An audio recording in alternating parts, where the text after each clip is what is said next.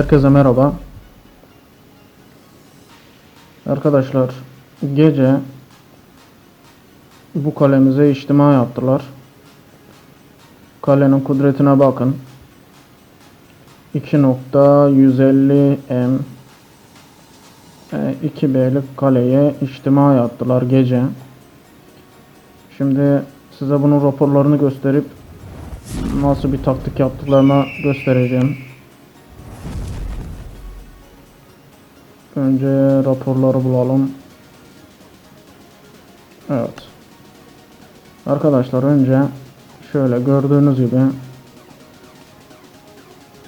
ilk önce duvarı yıkmaya çalışmışlar. Raporu göstereyim. Yok edici vurmuşlar 120k. Bu şekilde gördüğünüz gibi duvarı indirmişler. Tamam, sıkıntı yok. Sonrasında şöyle formasyonu öğrenmeye çalışmışlar. Piyade karede vurmuş mesela ama okçuyu vurmuş. Sonrasında yine piyade karede süvari vurmuş.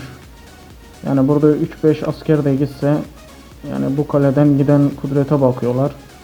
Şu an menzilli V'deyiz. İyi izleyin. Hani bunlar sadece kendilerini akıllı zannediyorlar. Kaleyi uyuyor sanıp güya formasyonu alıp kayıp yaşatacaklar. Gördüğünüz gibi süvari denemiş. 2K. 2 tane oyuncu forum deniyor arkadaşlar. Kalenin formasyonunu öğrenmek için. Bu da piyade kare süvari vurmuş.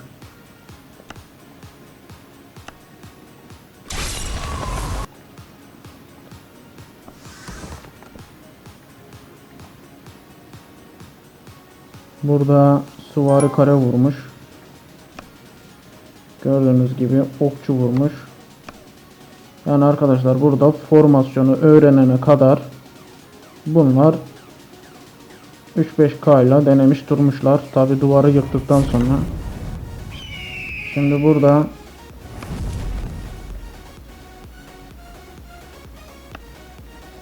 bunlar bu şekil vurmuşlar. En son arkadaşlar bizim okçuda olduğumuzu anlamışlar. Okçuda olduğumuzu anlamışlar. Sürekli okçu ve süvari denemişler ama bir şekilde okçuda olduğumuzu anlamış bunlar. Şu an vuruşlarına bakın. Tabi liderlerini almışız. Daha sonrasında bunlar pardona bastılar. Şimdi vuruşa geçelim. Full geliyorlar. Bizde fazla bir kayıp yok. Menzil V'deydik. Oradaki ayrıntıya dikkat edin. Menzil V'deydik arkadaşlar. Bunlar bize piyade kare vurdu. Şimdi bunlar kendilerini dediğim gibi akıllı zannediyorlar. Bir formasyonu aldılar. Bize piyade geliyorlar. Okçu V'de olduğumuz için. Biz de tabi bildiğimiz için bunların piyade geleceğini anlıyoruz.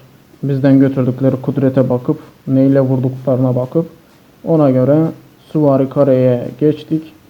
Sonra da vuruş ortada arkadaşlar.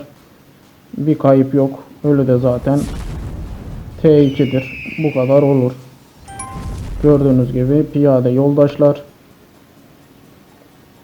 neredeyse yarı yarıya T5 T4 piyade vurmuşlar.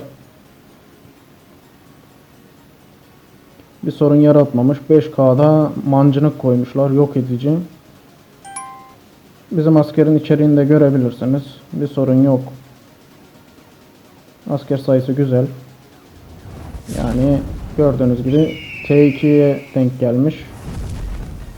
T1 ile T2 bu şekilde hafif yara almış. Bu arkadaşlar da piyade tek tip vurmuşlar. Yarı yarıya T5 katmışlar. Böyle arkadaşlar.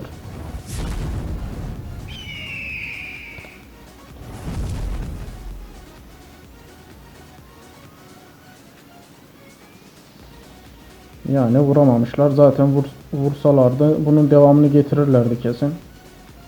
Yani online olmadığını düşünürlerdi. Bir de şu piyade kare vurmuşlar ama bunu menzilli V'de yakalasalardı, yani bunun formasyonu değiştirmeseydik farklı bir versiyon ortaya çıkabilirdi.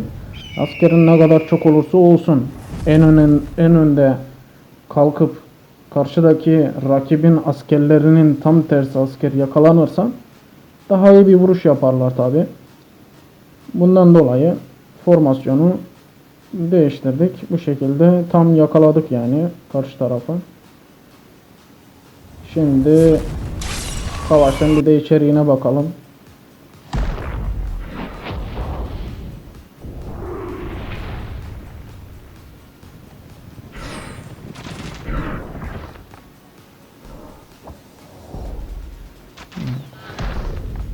Karşı tarafın yoldaşları iyi iş yapıyor. Şu an karşı tarafın yoldaşları işliyor arkadaşlar. Ama karşı tarafta asker sayısı az olduğu için gördüğünüz gibi birdenbire çöküşe geçtiler. Evet, karşı tarafta dediğim gibi askerler yetersiz. 5K askere düştü. Normal sayıda askeri olsa belki bir nebze işi götürecek. Ama asker sayısı azalmış. Mancını da koymuş 3-5 asker geri dönsün diye. Tabi dönmedi. Bu şekilde lideri kolaylıkla aldık arkadaşlar. Bundan sonra da tabi pardona bastılar. Liderleri kurtarmak için bizden hariç birkaç kişiye de deneyip geldiler. Böyle bir vuruş yaptılar arkadaşlar.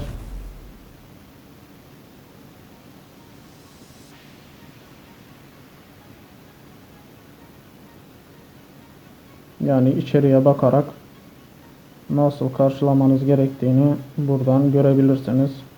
Artık yeni sistem size vurmadan önce çoğu kale gelip formasyonunuzu öğrenmeye çalışıyor. Buna dikkat edin.